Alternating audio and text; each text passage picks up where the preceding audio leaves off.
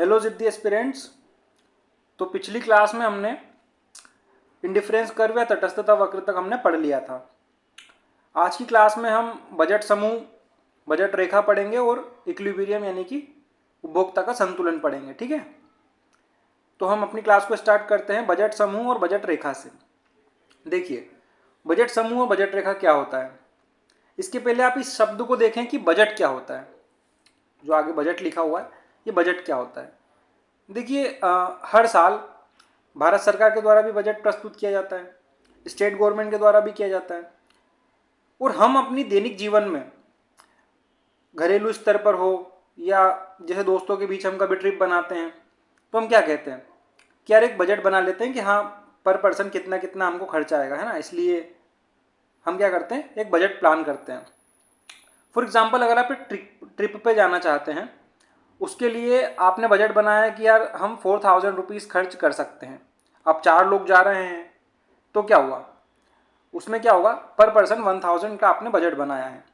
अब आप उसमें से क्या करेंगे कि चलिए हम क्या करते हैं कि इसमें से 1000 जो रहेगा हम किस पे खर्च करेंगे, हमारे फूड पे खर्च कर देंगे 1000। और हमारा मान लीजिए 1000 जो है वो ट्रांसपोर्ट में खर्च हो जाएगा, स्टे में हमारा मान लीजिए 1500 खर्च हो जाएगा। इस तरह से आप क्या करते हैं, चीज़ों को डिवाइड करते हैं। अपने बजट को निर्धारित करने के बाद अपना क्या करते हैं, चीज़ों के कि इस चीज़ के लिए मैं इतना खर्च करूँगा, इसके लिए मैं इतना खर्च करूँगा। इस तरह से आप बजट प्लान करते हैं।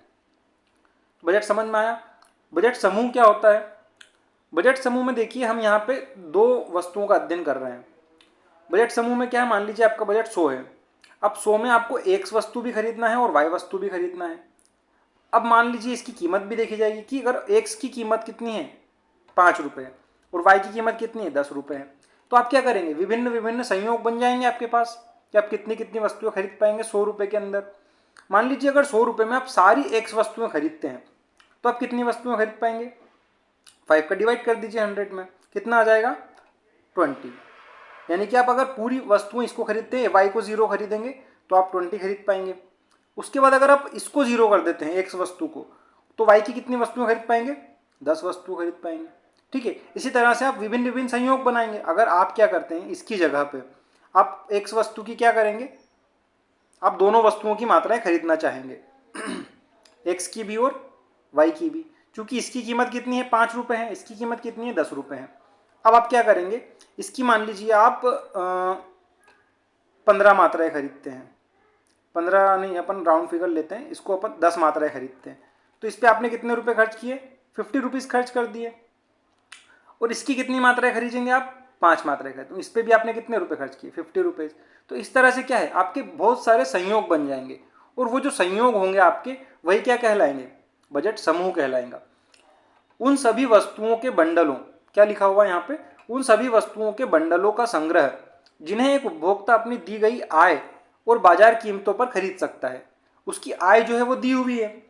इकोनॉमिक्स में जब दी हुई शब्द आता है ना, तो उसका मतलब है कि वो फिक्स्ड रहेगा, मतलब उसमें वेरिएशन नहीं होगा। मान लीजिए हम 100 रुपये लेके चल रहे हैं और हमारे पास कीमत दी हुई है, तो उसी के 100 रुपये के अंतर्गत ही हम उनके कितने संयोग ले पाते हैं, उसकी चर्चा यहाँ पे की जा रही है। दी हुई का मतलब है कॉन्स्टेंट। ठीक है, उन सभी वस्तुओं के बंडल संग्रह, जैसे कि हमने अभी एग्जाम्पल लिया था कि वो एक मात्रा को घटाएगा तो दूसरी को बढ़ा देगा, दूसरी को बढ़ाएगा, तो क्योंकि हमारे पास जो बजट है 100 रुपये का, वो तो सीमित है ना, उसमें कोई बदलाव नहीं हो रहा है। तो एक वस्तु की मात्रा अगर आप बढ़ाओगे तो दूसरे की कम हो जाएगी। ठीक है, इसी के संयोगों को क्या कहते हैं, हम बजट समूह कहते हैं। ठीक है, बजट समूह कहते हैं। बजट समूह का यहाँ पे इक्वेशन क्या दिया हुआ है, हमें दिया हुआ है Px यानी कि price of x into x, यानी कि आप प्राइस क्या था x वस्तु का और आपने उसकी कितनी मात्राएं खरीदी, प्लस क्या है price of y into Y, यानी कि y वस्तु की कीमत क्या थी और y वस्तु की कितनी मात्राएं खरीदी। यह क्या हो सकती है बजट समूह में, उसके बराबर भी हो सकती है और उससे कम भी हो सकती है। अब हमारे पास 100 रुपये है ना, हम अलग अलग वस्तुओं पर खर्च कर रहे थे, एक्स वस्तु पे भी खर्च कर रहे थे और वाई वस्तु पे भी खर्च कर रहे थे, और हमारे पास थे कितने रुपए, 100 रुपये। अब मैं आपसे कहूं कि इसकी हमने 5 मात्राएं खरीदी एक्स की, कितने रुपए खर्च होगा, इसकी कीमत 5 थी और इसकी कीमत 10 थी। ठीक है, 5 मात्राएं खरीदी तो कितने रुपए खर्च होंगे, 25 रुपये खर्च हो जाएंगे।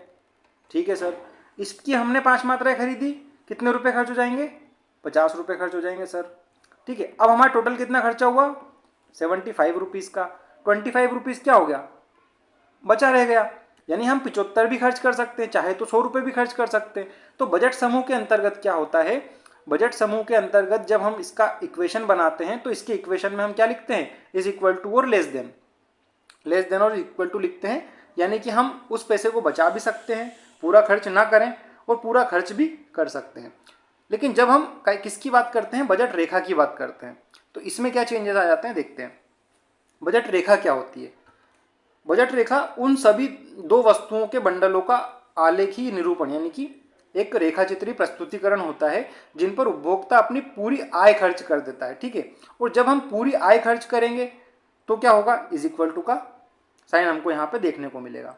तो बजट रेखा जो होती है हमारी, ये बजट रेखा है। इसमें हम क्या करेंगे, ये एक्स वस्तु का एक्सिस है, ये वाई का एक्सिस है, यानी कि यहाँ पे एक्स वस्तु है, यहाँ पे वाई वस्तु है, ठीक है। अब देखिए जो ये बिंदु है, इस बिंदु पे क्या हो रहा है, वो वाई वस्तु की 0 मात्रा खरीदेगा, एक्स की मान लीजिए कुछ भी क्वांटिटी वो खरीदता है, ठीक है। वाई वस्तु 0 हो जाएगी। अगर वो इस बिंदु पर खर्च पर एक्सिस, इस एक्सिस पर वो यहाँ पे अलाई करता है तो क्या होगा, वो एक्स वस्तु की 0 मात्रा खरीदेगा, ये हमारा एक्सिस है, ठीक है। तो क्या होता है यहाँ पे जो हमारी रेखा होती है, यहाँ पे वो पूरा जो उसका बजट था वो खर्च करता है। यदि वो इस बजट के अंदर, यहाँ पे इसके अंदर किसी बिंदु पर होता है तो यहाँ पे कुछ मात्रा उसके जो बजट था उसकी बच जाती है। लेकिन जब वो रेखा पे, इस रेखा की हम बात करेंगे तो यहाँ पे क्या होगा, पूरी जो अपनी आय है वो यहाँ पे खर्च कर देता है, ठीक है। तो हमको बजट समूह भी समझ में आ गया एंड बजट लाइन यानी कि बजट रेखा भी हमको समझ में आ चुका है। आगे देखते हैं, बजट रेखा की ढाल यानी कि हम स्लोप की बात करेंगे। तो स्लोप ऑफ बजट लाइन क्या होता है, ये हमने बजट लाइन देखी थी, ठीक है। ये था हमारा एक्स एक्सिस, ये था हमारा वाई एक्सिस, ठीक है। ये हमारी बजट रेखा थी। अब बजट रेखा में क्या होता था, इज इक्वल टू का साइन, यानी कि इस बजट रेखा पे अगर हम किसी भी बिंदु की बात करेंगे, उस बिंदु पर वस्तुओं के विभिन्न संयोग तो होंगे, लेकिन कब होंगे, जब पूरी आय खर्च हो जाएगी, है ना। पूरी आय को वो उपभोक्ता दो में से किसी भी वस्तु पर खर्च कर देता है, ठीक है, वह बजट रेखा होगी। लेकिन इसकी जब ढाल की हम बात करते हैं यानी स्लोप की, यानी इस बिंदु पर इसका जो स्लोप होता है वो क्या होता है, एक जैसा होता है, क्योंकि ये लीनियर है ना, सीधी रेखा होती है। लेकिन इसका बजट का, इस रेखा का जो ढाल है वो होता क्या है, तो इसमें हम दो तरह से इसको देखते हैं, एक अंतःखंड के रूप में और एक ढाल सूत्र को देखते हैं। अंतःखंड क्या होता है, जब उपभोक्ता पूरी आय किसी एक वस्तु पर खर्च कर देता है, ठीक है। ये हमने देखा था ना, ये हमारी बजट लाइन थी, यानी कि इस पॉइंट पर और इस पॉइंट पर उपभोक्ता क्या करता है, किसी एक वस्तु पर अपनी पूरी आय खर्च कर देता है। यहाँ पे हमको क्या देखने को मिल रहा है कि वाई अक्ष पर, वाई अक्ष अंतःखंड M divided by price of Y, यानी कि जो पूरा बजट था हमारा उसको किस पे, वाई वस्तु की ऊपर हमने खर्च कर दिया, यानी पी वाई पर हमने खर्च कर दिया, ठीक है। इसी तरह जब हम एक्स अक्ष की बात करते हैं तो उस पर यदि हम अलाइन कर रहे हैं तो क्या होगा, पूरे बजट को हमने किस पे खर्च किया, एम का मतलब बजट, यानी कि जो उसके पास टोटल अमाउंट ऑफ मनी है वो प्राइस ऑफ एक्स पर खर्च कर दी गई है। तो हम कहाँ पे हमारा संतुलन, मतलब जो है बजट रेखा का जो ये हमने ढाल जो देख रहे हैं, ये यहाँ पे, एक तो इस बिंदु पर और एक इस बिंदु पर। हम क्या करते हैं, ये एक्स वस्तु पर अगर पूरी मात्रा खर्च करी तो हम इस बिंदु पर करेंगे, और अगर वाई वस्तु की पर पूरी मात्रा हमने बजट का खर्च किया तो कहाँ, इस वाई एक्सिस पर अलाइन करेंगे, ठीक है।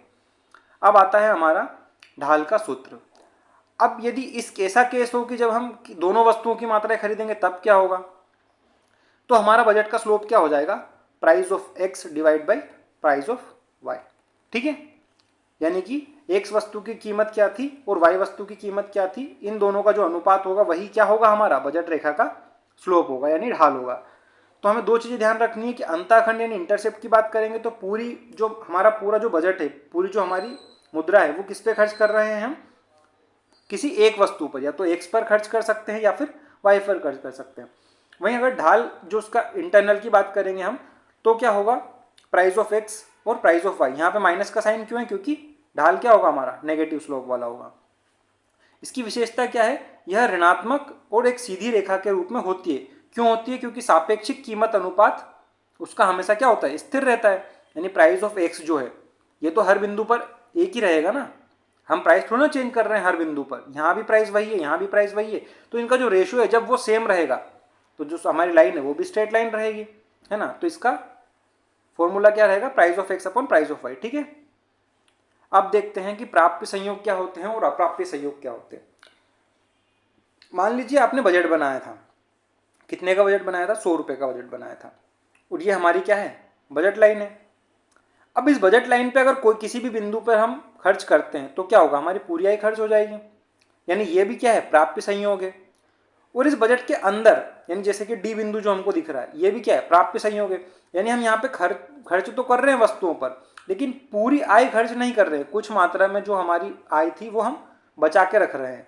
लेकिन इसके बाहर के बिंदु की बात करें, सी बिंदु की बात करें, यहाँ पे क्या हो रहा है कि 100 रुपये से ज़्यादा खर्च हो जाएगा अगर हम इस बिंदु को परचेस करने पे जाएंगे। सी बिंदु को आय से अधिक है ना, हमारी आय तो इसी लाइन तक थी, तो ये क्या हो गया, अप्राप्य संयोग हो गया, यानी कि इसको प्राप्त नहीं किया जा सकता है। इसी तरह से यहाँ पे हमें बजट लाइन जो देखने को मिल रही है, यह जो हमें बजट लाइन देखने को मिल रही है, ये क्या शो कर रही है कि विभिन्न विभिन्न वस्तुओं जिस पर आप क्या करते हैं, अपनी पूरी आय खर्च करते हैं, हम विभिन्न संयोगों को प्राप्त कर सकते हैं। तो ये हमारे संयोगों को जब हम इसमें एक टेबल में लिख लेते हैं तो वही क्या हो जाता है हमारा, जैसे कि इस बिंदु पर देखेंगे आप ऊपर, यहाँ पे क्या हो रहा है, इसकी 10 मात्राएं और इसकी 0 मात्राएं, फिर अगले में 8 मात्राएं 1 मात्राएं, अगले में 6 मात्राएं 2 मात्राएं। इसी को हम टेबल में बना देते तो वो क्या हो जाता है, हमारा बजट समूह, जो हमने सबसे पहले पढ़ा। और ये बजट लाइन होती है जिसपे हम पूरी हमारी आय जो है वो खर्च कर देते हैं, ठीक है। दोनों चीज़ें क्लियर हैं। इसके बाद आगे देखते हैं। देखिए बजट रेखा का खिसकाव और घूर्णन क्या होता है। तो बजट रेखा में खिसकाव कब होता है, जब उपभोक्ता की आय में परिवर्तन होता है तो खिसकाव हो जाएगा। बजट कब बढ़ेगा हमारा, खिसकाव का मतलब हम क्या देख रहे हैं कि जो हमारी बजट लाइन थी वो या तो पीछे आ जाती है या फिर आगे चली जाती है। ये कब होगा, बजट लाइन कब बढ़ेगी, जब या तो आय में क्या हो, वृद्धि हो, या आय में क्या हो, कमी हो, यानी कि आय में परिवर्तन से। और जो हमारा घूर्णन होगा वो किस चीज पर निर्भर करेगा, कीमतों में परिवर्तन के कारण होगा। यानी किसी एक वस्तु की कीमत का घटना या बढ़ना उसको क्या करेगा, उसकी मात्राएं अधिक खरीद। देखो किसी वस्तु की अगर कीमत घट जाती है तो हमारा जो बजट था, मान लीजिए 100 रुपये थे हमारे पास, हम एक वस्तु थी उसकी 10 मात्राएं खरीद पाए थे क्योंकि उसकी कीमत कितनी थी, 10 कीमत थी। अब अगर उसकी कीमत घटकर 5 रुपये हो जाती है तो हम उसकी क्या करेंगे, ज़्यादा मात्राएं खरीद पाएंगे। तो उस ओर हमारा बजट जो होगा घूर्णन करेगा, यानी हमारी जो बजट लाइन होगी वो उस तरफ घूम जाएगी। इसको समझते हैं। देखिए यहाँ पे जो डायग्राम दिया हुआ है पहले वाला, आय में परिवर्तन के कारण खिसकाव, इसमें क्या हो रहा है, जब आय में वृद्धि हो रही है तो हमारी बजट लाइन यहाँ थी, बजट लाइन क्या हो गई, दाएं ओर खिसक जाती, ये नई बजट लाइन हो जाएगी हमारी। क्यों, क्योंकि आय में वृद्धि हो गई। अब उपभोक्ता क्या करेगा, अधिक वस्तुएं क्रय कर पाएगा, दोनों संयोगों को, एक वस्तु की भी और वाई वस्तु की भी। तो हमारी बजट रेखा दाईं ओर शिफ्ट हो जाती है। सॉरी। इसी तरह आय में कमी के कारण क्या होता है, जो हमारी बजट लाइन यहाँ पे थी वही पीछे की ओर यानी कि बाईं ओर शिफ्ट हो जाती है, ठीक है। तो खिसकाव कब होता है, जब आय में परिवर्तन होगा, ठीक है, आय में परिवर्तन होगा। अब घूर्णन की बात करते हैं। तो घूर्णन कब होगा हमारा, जब कीमतों में परिवर्तन होगा। यहाँ पे देखिए वस्तु एक की कीमत में कमी होती है। वस्तु एक कहाँ है हमारी, ये वस्तु एक है, इसकी कीमत में जब कमी हो जाएगी तो क्या होगा, ये यहाँ पे हमारा पहले बजट लाइन थी। अब एक वस्तु की कीमत में कमी हुई, वाई की तो वही है, मतलब जो हमारी वस्तु 2 है इसकी कीमत तो वही है, लेकिन इसकी कीमत में कमी हो गई है तो हम इसकी ज़्यादा मात्रा खरीद पाएंगे। तो हम कहाँ शिफ्ट हो जाएंगे, इस तरफ, यानी कि इस लाइन पे शिफ्ट हो जाएंगे। तो ये इस बिंदु पर क्या हुआ, घुमाव हुआ ना, जैसे बजट लाइन ऐसे घूमी, इस तरफ को घूमी।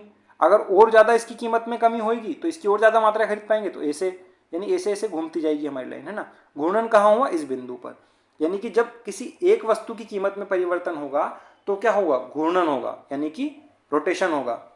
इसी तरह से यदि वस्तु 2 थी, जो सेकंड वस्तु थी हमारी, इसमें जब कमी आएगी तो हमारी वस्तु, जैसे कि हमारी पहले बजट लाइन क्या थी, ये बजट लाइन थी, वस्तु 2 की कीमत में कमी आई तो इसकी अधिक मात्रा खरीद पाएंगे, यानी कि इस तरफ हम शिफ्ट हो जाएंगे। तो हमें नई बजट लाइन कहाँ बन जाएगी, इस तरफ। यानी घूर्णन किस बिंदु पर हो रहा है, इस बिंदु पर, किस एक्सिस पर, एक्स एक्सिस पर। तो हमने क्या क्या देख लिया है, बजट रेखा में खिसकाव और घूर्णन को समझ लिया है। इसके पहले हमने क्या समझा, अप्राप्य संयोग क्या होते हैं, प्राप्य संयोग क्या होते हैं। यानी कि जो बजट के अंदर है वो प्राप्य संयोग है, जो बजट के बाहर है वो अप्राप्य संयोग है। हमने क्या देख लिया, रेखा का ढाल भी देख लिया क्या होता है, बजट रेखा क्या होती है, बजट समूह क्या होता है, ये सब हमने देख लिया है। अब हम आते हैं अपने उपभोक्ता संतुलन पर। देखिए, अगर मैं आपसे पूछूं कि आपके पास 100 रुपये हैं, है ना, आप कब संतुलन में रहेंगे? तो आपका जवाब क्या होगा? सर मैं अपनी जो आवश्यकता है, मैं जितना सोच के चल रहा हूँ, अगर मुझे उतना प्राप्त हो जाता है, आप मानते हैं कि 100 रुपये से मैं इतनी उपयोगिता मुझे मिलनी चाहिए, कि मान लीजिए आपको 10 यूटिल्स मिलना चाहिए और आपको 10 यूटिल्स की उपयोगिता मिल जाती है, तो आप क्या कहेंगे कि हाँ मैं संतुलन की स्थिति में हूँ। तो इसी को हम उपभोक्ता का संतुलन कहते हैं। इसको हम कैसे समझेंगे? देखिए, उपभोक्ता का संतुलन हम दो तरह से प्राप्त करेंगे। एक होता है एक वस्तु की स्थिति में, विश्लेषण हम जब करेंगे तो एक वस्तु की स्थिति में भी करेंगे और दो वस्तुओं की स्थिति में भी हम उसका अध्ययन करेंगे। अब ये उपभोक्ता के संतुलन में होता क्या है? देखिए, हम अपनी जो मार्जिनल यूटिलिटी होती है, हमने पढ़ा था ना उपयोगिता एक्स, इसे जब प्राइस के इक्वल कर देंगे, यानी कि जो कीमत लाइन, ये हमारी क्या है? Price line. किसी वस्तु की जो प्राइस होती है वो निर्धारित होती है ना, मान लीजिए इसकी प्राइस 4 थी और ये हमारी प्राइस लाइन है।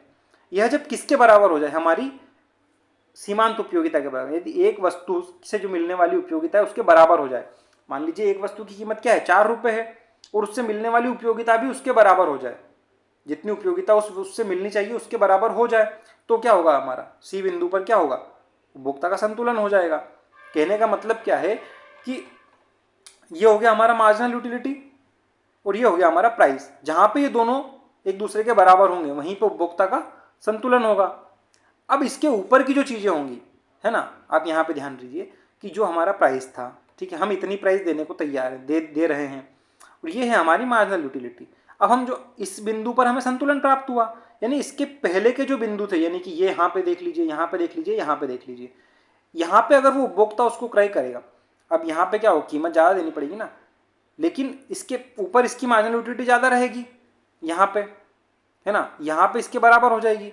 तो इसके ऊपर का जितना भी एरिया रहेगा हमारा, ये जो रहेगा एरिया, ये जो ट्राइंगल बन रहा है ना, ये ट्राइंगल क्या होगा? उपभोक्ता का सरप्लस हो जाएगा। यहाँ पे उसको संतुलन प्राप्त हो रहा है, ये अगर एरिया प्राप्त करता है तो वो उसको उपयोगिता से अधिक होगा, तो ये सरप्लस हो जाएगा, यानी यही उपभोक्ता का क्या है? अधिशेष हो जाएगा। अब इसके फार्मूले को हम यहाँ पे देखेंगे, क्या लिखा हुआ है? Marginal utility of x. एक अलग ट्रिक है, जैसे हमने यहाँ पे क्या देखा, उपभोक्ता का संतुलन क्या होगा? Marginal utility of X is equal to क्या होना चाहिए? प्राइस ऑफ एक्स होना चाहिए, तो हमारा संतुलन में होगा। कब होगा? एक वस्तु की स्थिति की बात हम कर रहे हैं। और एक और फॉर्मूला कैसे बन सकता है इसका? Marginal utility of X upon price of X is equal to marginal utility of money. अब देखिए, हमने जब देखा कि 4 रुपये से हमें कितनी उपयोगिता मिलनी चाहिए, तो इससे हम क्या निकाल सकते हैं? 1 रुपये की उपयोगिता कितनी होनी चाहिए, यानी मुद्रा की जो सीमांत उपयोगिता है वो हम निकाल सकते हैं, तो वो यहाँ होगी।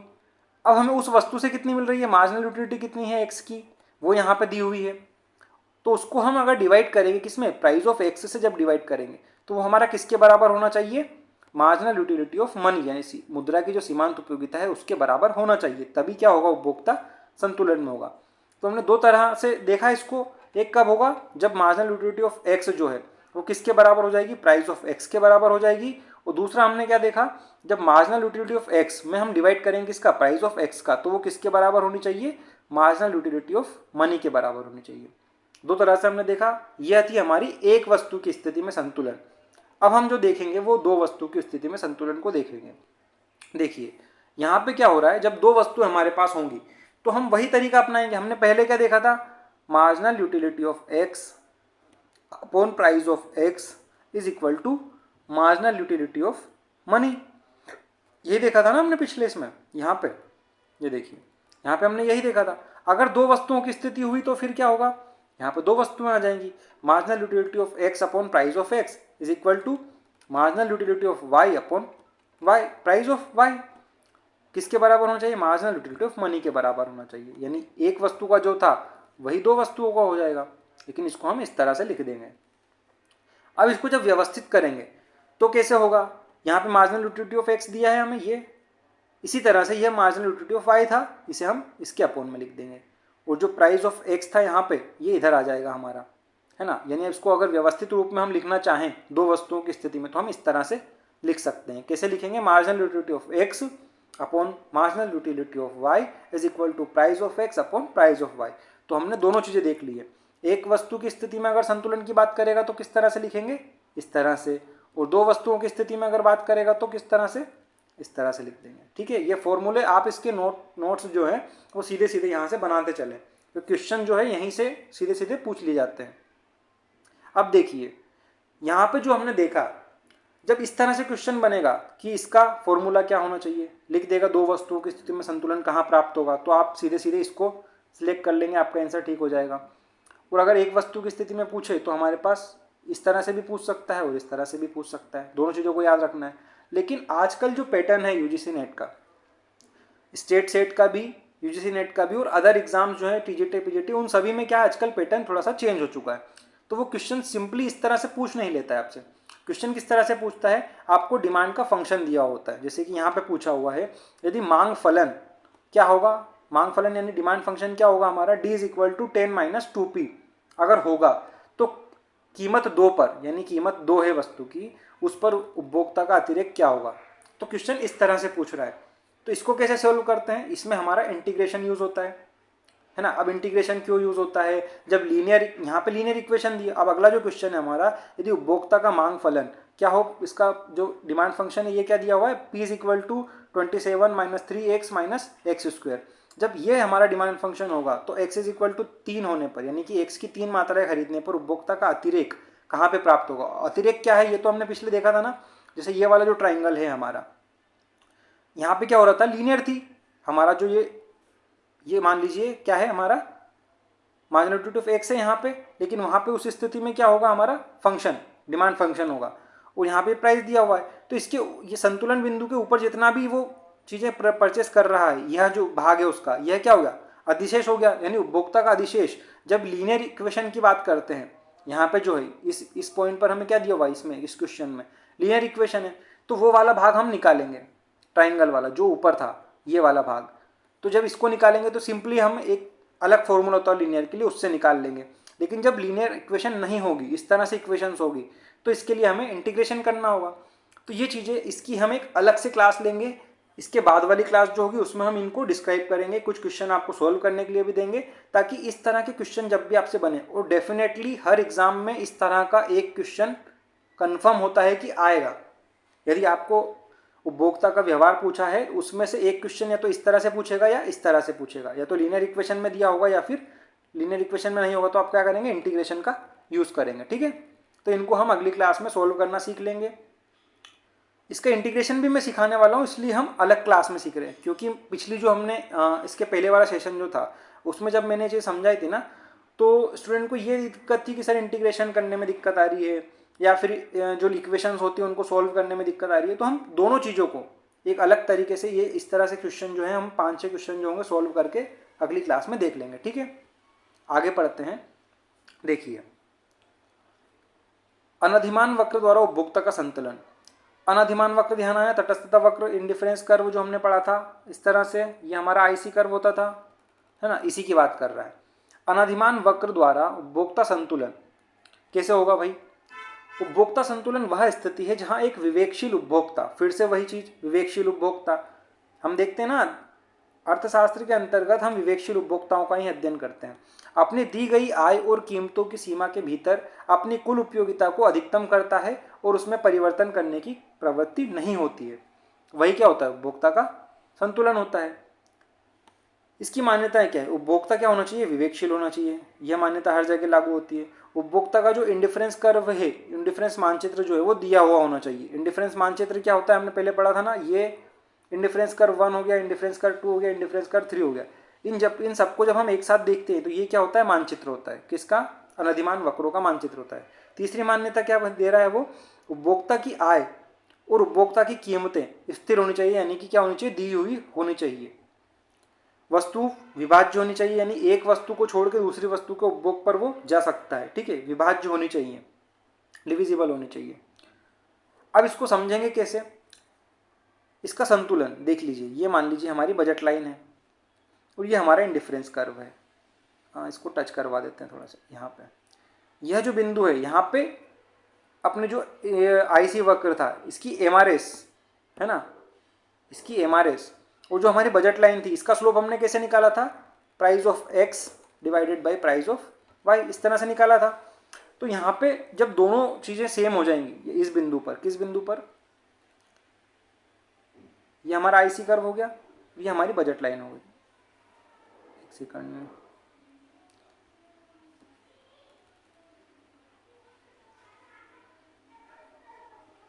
ये इस बिंदु पर हमारा क्या हो जाएगा, उपभोक्ता का संतुलन हो जाएगा। यही चीजें लिखी हुई है कि उपभोक्ता संतुलन स्थिति वह स्थिति है जहां एक विवेकशील उपभोक्ता अपनी दी गई आय, यानी उसकी बजट लाइन की बात कर रहे हैं, उसकी आय बजट लाइन पर ही वो विभिन्न संयोगों को परचेज कर सकता है, और कीमतों की भीतरी सीमा, यानी जो कीमत सीमा के भीतर ही कुल उपयोगिता को अधिकतम कर सके। लेकिन कुल उपयोगिता अधिकतम कब होती है, हमने पिछले फॉर्मूले में देखा था, जब उसका एमआरएस के बराबर हो जाती है वो। यहाँ पे देख लीजिए, हम यहाँ पे फॉर्मूले से समझ लेते हैं। देखिए, संतुलन की दो आवश्यक शर्तें होती है। क्या शर्तें होती है? पहली शर्त होती है कि बजट रेखा को अनादिमान वक्र को स्पर्श रेखा होना चाहिए, उसका आईसी वक्र का स्पर्श रेखा होना चाहिए।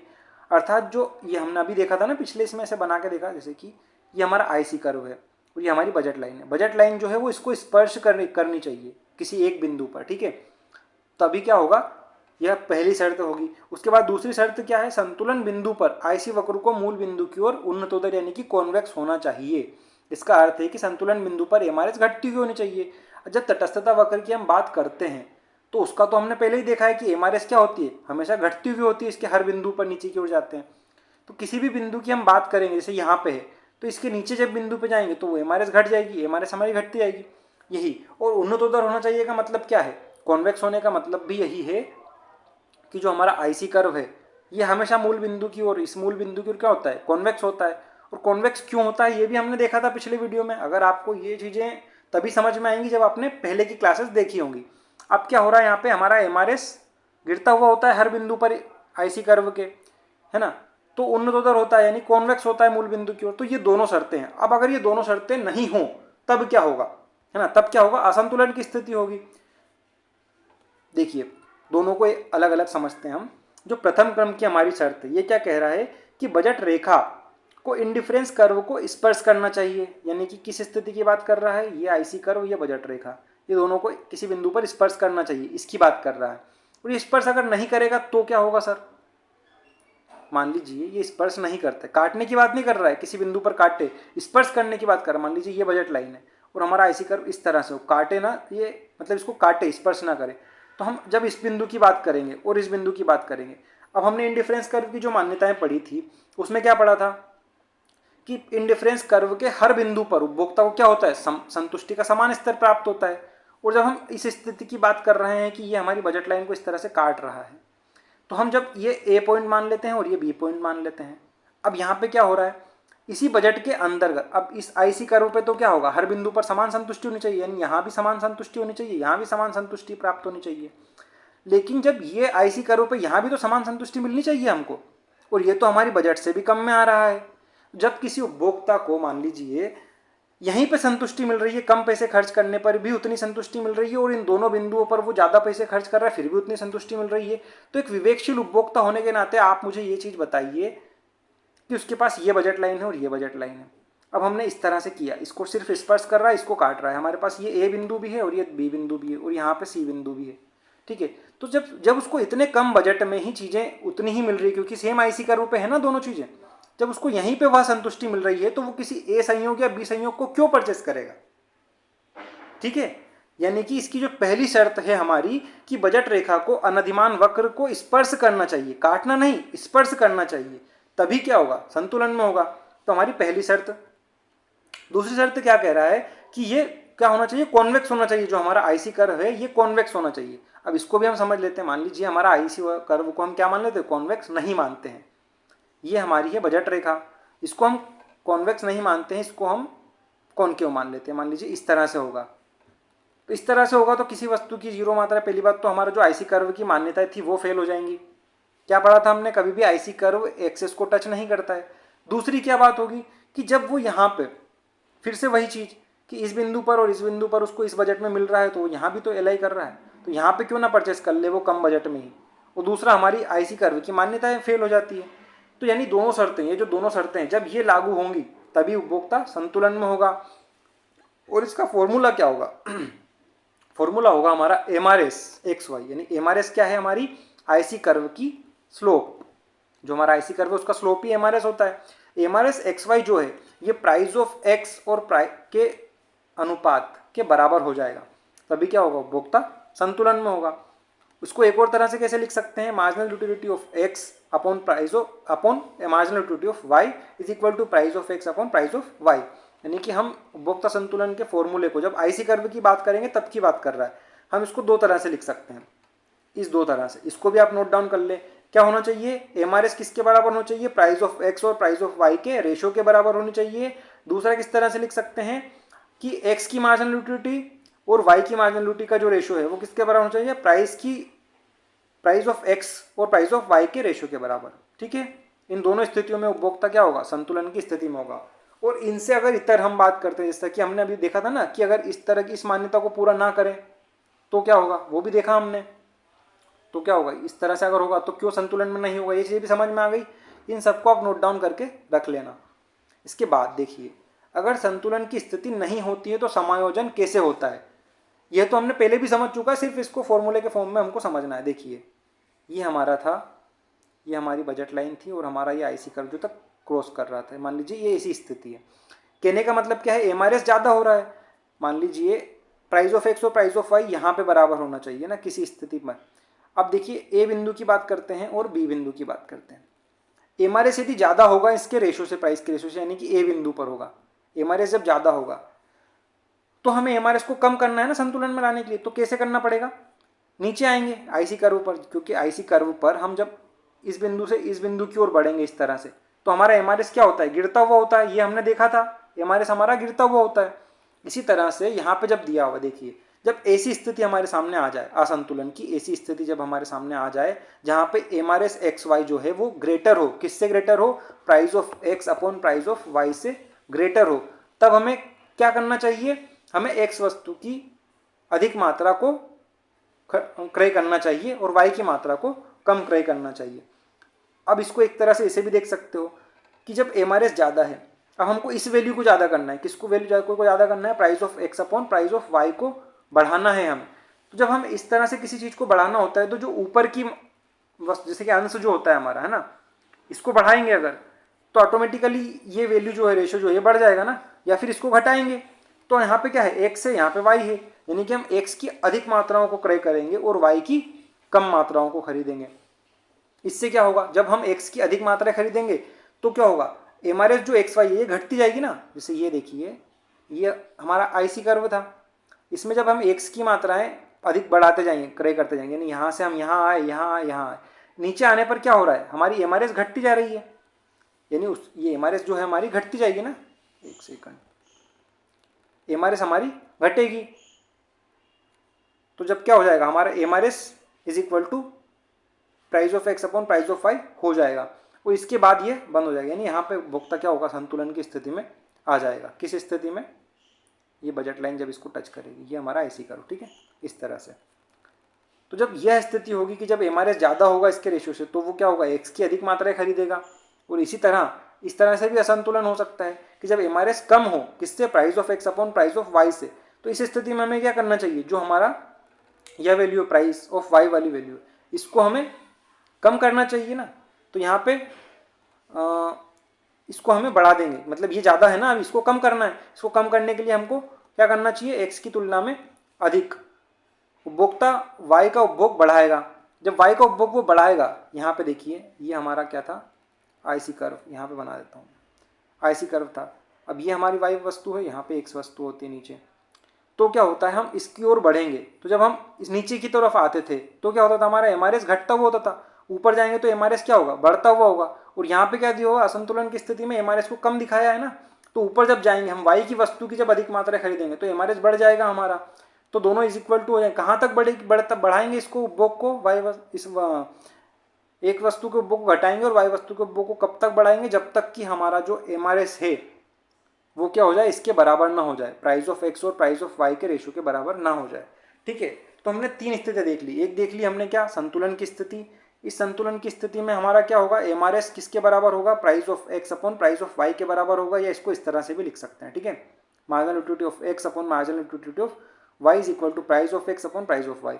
और इसको किस इसका जब असंतुलन होगा इन स्थितियों में तो इसका समायोजन किस तरह से करेंगे। यहाँ पे देख लीजिए एमआरएस जब ज़्यादा है तो एमआरएस को घटाना है, और एमआरएस कब घटेगा, जब हम नीचे की ओर आएंगे। नीचे की ओर आएंगे यानी कि एक्स वस्तु की अधिक मात्रा में परचेस करेंगे। दूसरी स्थिति क्या आती है हमारी, जब एमआरएस कम था price of X upon price of Y से, तो एमआरएस को क्या करना है, बढ़ाना है। एमआरएस कब बढ़ेगा, जब हम ऊपर की ओर शिफ्ट होंगे, यानी कि क्या करेंगे, वाई वस्तु की अधिक मात्राएं खरीदेंगे और एक्स वस्तु की कम मात्राएं खरीदेंगे। इसीलिए हमारा एमआरएस क्या होगा, बढ़ जाएगा। और कहाँ तक बढ़ेगा, जब तक कि हमारा ये बराबर ना हो जाते हैं दोनों चीज़ें। अब ये ऐसा क्यों हो रहा है, ये भी हमने देखा था ना, पिछली क्लासेस जो थी हमने उसमें क्या पढ़ा था कि जब हम क्या करते हैं, ये एक्स वस्तु इधर वाई वस्तु, ये हमारा आईसी कर्व है, इस पर जब ऊपर की ओर जाते हैं यानी कि एक्स वस्तु की कम मात्राएं करते जा रहे हैं और वाई वस्तु की मात्राएं हम बढ़ाते जा रहे हैं, तो क्या हो रहा है, जैसे जैसे हम वाई वस्तु की मात्राएं बढ़ा रहे हैं तो वो एक्स की त्याग करने के लिए कम इच्छुक है। क्यों कम इच्छुक है, क्योंकि उसकी जो अधिक, जब क्या होता है, जब हम किसी वस्तु की अधिक मात्राएं क्रय करते हैं या उपभोग करते हैं तो उसकी मार्जिनल यूटिलिटी गिरती है ना। इसीलिए जब हम इसकी अधिक मात्राएं खरीद रहे हैं वाई की, तो इसकी उपयोगिता में कमी आती जा रही है और इसकी उपयोगिता बढ़ती जा रही है। तो हमारा एमआरएस क्या हो रहा है, ऊपर जाने पर बढ़ जाता रहा है और हमारा जो एमआरएस है नीचे आने पर गिर रहा है। तो इसी तरह से हम इसमें समायोजन कर सकते हैं। इसके बाद कोना संतुलन बनाम आंतरिक संतुलन क्या होता है। देखिए पहले हम आंतरिक संतुलन की बात करेंगे। जो संतुलन हमने पहले देखा ना, वही क्या है, आंतरिक संतुलन है। क्यों, क्योंकि आंतरिक संतुलन का मतलब है कि किसी एक्सिस पर संतुलन ना होना, है ना। जैसे हमारा दो एक्सिस है ना, ये आंतरिक संतुलन, ये बजट रेखा है हमारी, यानी इसके अंदर कहीं संतुलन हो, यहाँ पे ना हो, यहाँ पे और यहाँ पे ना हो, इस बजट रेखा पर कहीं पे संतुलन होगा तो वो क्या होगा, आंतरिक संतुलन होगा। और बाह्य संतुलन की स्थिति में क्या होगा, किसी भी एक वस्तु की जब सारी मात्राएं खरीदे, केवल क्या हो, उपभोक्ता पूरी आय किस पे खर्च करे, एक वस्तु पर खर्च करे, तभी तो यह स्थिति क्रिएट हो पाएगी ना हमारी।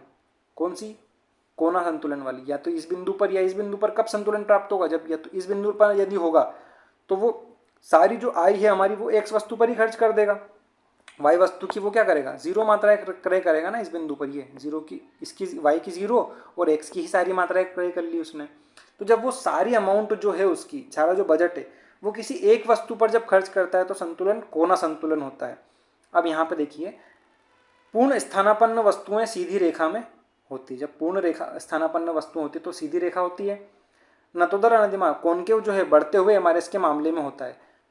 हमने देखा कि जब घटता हुआ एमआरएस होता है तो हमारा इस तरह से आईसी कर्व बनता है, और यदि वो बढ़ता हुआ होगा तो किस तरह से बनेगा, इस तरह से बनेगा, जो कि सामान्य स्थिति नहीं है। एमआरएस हमेशा घटता हुआ होता है।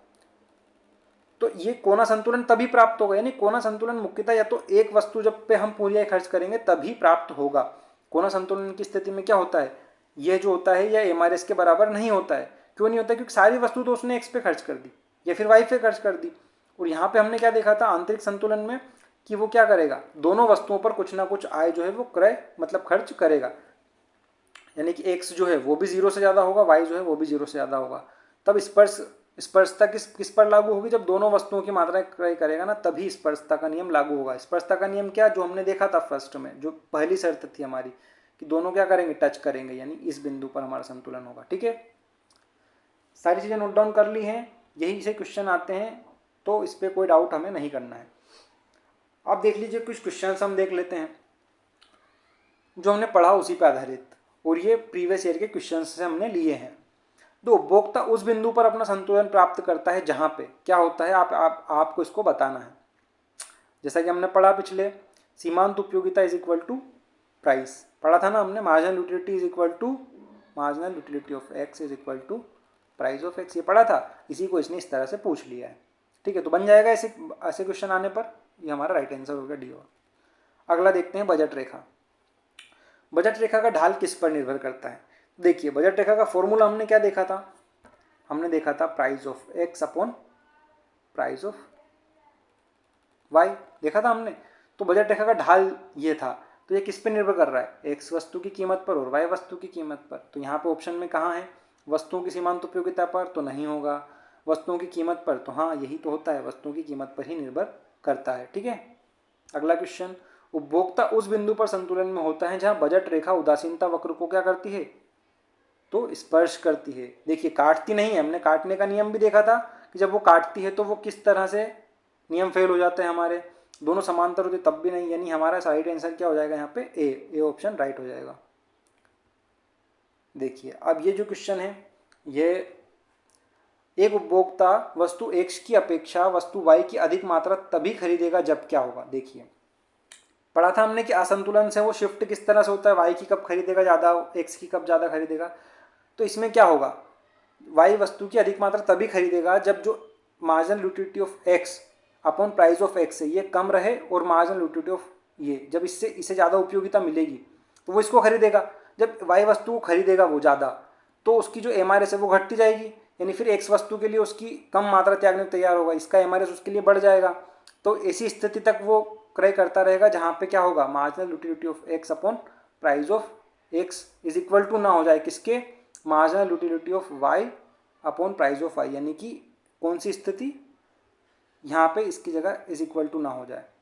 अब इसको हम इस तरह से भी लिख सकते थे, जैसे कि हमने पहले देखा ना, इसको हम इस तरह से भी लिख सकते हैं। कैसे लिख सकते हैं, marginal utility of X upon marginal utility of Y is equal to price of X upon price of Y। इसको इस तरह से भी लिख सकते हैं। तो यह स्थिति संतुलन की होगी जब इस तरह का असंतुलन रहेगा, जब इस तरह का असंतुलन रहेगा कि यहाँ पे Y ग्रेटर देन हो गया, इसका रेशियो ग्रेटर देन हो गया, इसका कम है, तो हमको Y की मात्रा ज़्यादा खरीदनी पड़ेगी, जिसके कारण क्या होगा, मार्जिनल यूटिलिटी इसकी गिरती जाएगी ना, इसकी मात्रा गिरती जाएगी, तब ये गिरेगी तो ये कम हो जाएगा, यानी फिर ये इज इक्वल टू हो जाएगा।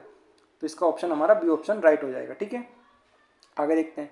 एक उपभोक्ता संतुलन में होता है जब, तो हमने ये भी पढ़ा है, कब पढ़ा है, कब होगा संतुलन में, जब हमारा दोनों चीज़ें बराबर में हो जाएगी। Marginal utility of X upon price of X is equal to क्या हो जाएगा, marginal utility of Y upon price of Y। इसको हम इस तरह से भी लिख सकते हैं, अभी हमने पहले बता दिया है सब चीज़ें, है ना, लेकिन हम बार बार रिपीट क्यों कर रहे हैं, क्योंकि ये चीज़ें दिमाग में आपको छप जानी चाहिए, सीधे क्वेश्चन देखते से ही आंसर बनना चाहिए आपसे। Marginal utility of Y is equal to price of X upon price of Y। ठीक है, आगे चीज़ समझ में, इसके बाद देखते हैं। चलो ठीक है, आज के लिए हमारा इतना ही था।